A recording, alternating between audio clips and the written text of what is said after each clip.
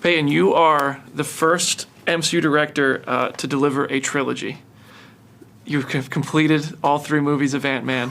Congratulations. Thank you. Was Quantumania, the ideas of Quantumania, the story of Quantumania, where you always saw this going when you started the first Ant-Man movie?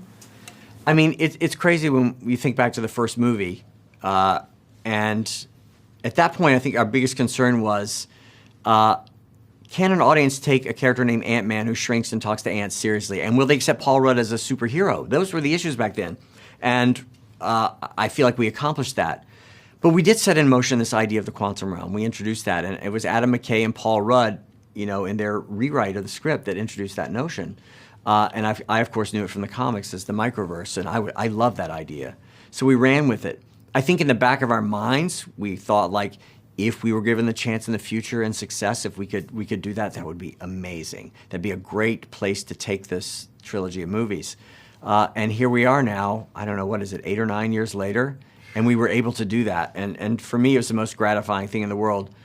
And I think like any director who grew up on the sort of great trilogies, whatever it is, the original Star Wars trilogy, or when there were only 3 Indiana Jones movies at the time, Back to the Future trilogy, all those things, you have this idea of like, it'd be great to do a trilogy. And one of the things as we were writing Quantumania was, let's try and pay off as many of these things that we set up in the first 2 movies as we can, but also just expand the palette of the movie. Oh, you guys built a whole world out in this one. I mean, trilogy complete, I have to ask, are you already thinking about Ant-Man 4 beyond? Only one Marvel character has gotten a 4th movie so far. It's true. I don't know. It may be too early to tell. But I love the idea of a clean trilogy, whether it ends up being more or not. But it felt like there was a progression, and that how we wanted to progress these characters in this sort of generational family of superheroes. I was happy we got to really do that. I mean, you talk about that progression. The ongoing theme in all 3 movies has been family. Scott wants time with his family. He wants to be a guy who can provide and spend time with his family. How did you really want to culminate that arc? Because that is seemingly the central theme of these movies. Yeah, really the Scott-Cassie dynamic is the spine of these movies, right? He's an Avenger to be sure, but his biggest priority in life is to be a good father to his daughter. And, the events of Endgame kind of gave us this gift, which is this 5 years. He's always trying to find time with his daughter. Now he's lost 5 more years. And before he can blink an eye, he's been relating to her as a little girl, and now she's a young woman. She's 18. And now she has her own ideas about justice and what being a hero looks like. And she can be quite critical of her dad. And that seemed like a really fun dynamic to fulfill. And also to sort of see her arc possibly becoming a hero.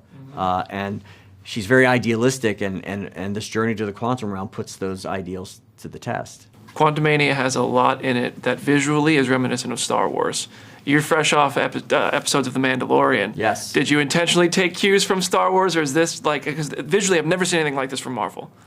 Well, what was exciting to me is, again, it was a thrill to work on Mandalorian, obviously, as a lifelong Star Wars fan.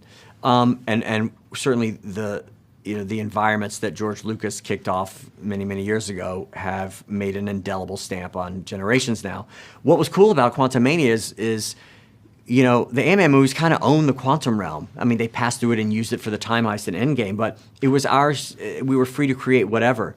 So I assembled this team of artists from all over under Will Tay, our production designer, and just went through all their art and talked to them and show me some of the most whacked out creations you had, and maybe we can work this in, and it can be anything we want it to be. We have to figure out sort of what the internal logic and the internal history of the quantum realm is, and what are the laws of physics, and what do these various areas look like. And that was the most fun we've had, because we didn't owe to anything else that had appeared in the MCU. It was our own little corner that we could carve out. As you carve this out, it goes on to Avengers: The Kang Dynasty. Jeff Loveness, the writer here, goes on to write that. Yes. Destin is directing that. Yes. What was it like to collaborate, to set up an Avengers movie that you guys are lighting the torch and they got to go run with it now? That's always a fun thing in the Marvel movies is, everybody talks about how does it work? They're all interconnected. Is there some grand plan? It's like, well, there's maybe a rough temporary skeleton of a plan. But basically what happens is you do what is best for your movie, and the people who come after have to figure it out after that. We inherit certain things. We inherited a 5-year gap from Endgame. You got to run with it. For Ant-Man and the Wasp, we inherited Scott he was in prison. Oh, well, now he's on house arrest. You would just inherit these things, and that's kind of fun. But with this movie, Jeff Loveness, by the way, who is such a talented writer. We had so much fun because he's hilarious as a comedic writer, amazing, but he's also steeped in history and religion and mythology, and he really helped Jonathon and myself find the voice of Kang, and sort of he's a guy who knows all the sort of Marvel Comics lore and builds on it, and he has a great quality in a writer which he's psyched to go right. I can't wait to get behind the computer and do it. And that's such a great, for a director, that's the best property a writer can have. I want to flip that question. You kind of touched on it. To work backwards now, you came in from Endgame where the characters went off on an adventure that you didn't really have control over, I don't think. Yeah. So what was it like to inherit that and be collaborative in that stage of the game to land it in Quantumania? Yeah. Well, it's part of the Marvel thing. I mean, really, the thing we inherited from Endgame was everybody in the MCU had been through this, life-altering experience. And they had lost time and they'd lost loved ones and all this stuff. It's such an amazing, dramatic conceit.